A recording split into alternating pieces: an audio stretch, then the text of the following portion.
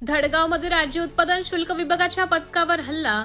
निगदी फाटा परिसरात आरोपींनी पथकावर केली दगडफेक. जप्त केलेल्या 19 लाखांचा अवैध दारू साठ्यासह 4 चाकी वाहन घेऊन तस्कर फरार.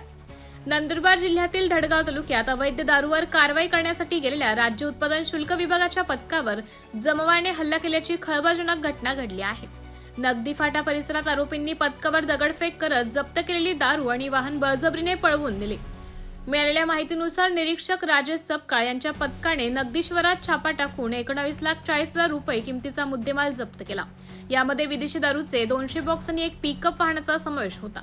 मात्र कारवाई सुरू असतानाच बुधा झांगडे आणि सुरेश झांगडे यांच्यासह 10 ते 12 जणांच्या जमावाने पथकाला घेरले.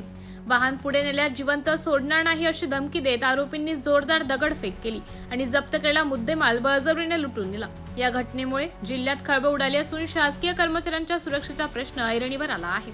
धडगाव पोलीस ठाण्यात आरोपी विरुद्ध विविध कलमान्वये गुन्हा दाखल करण्यात आलेला आहे. MDTV न्यूजसाठी तालुका प्रतिनिधी राहुल सुतार, धडगाव.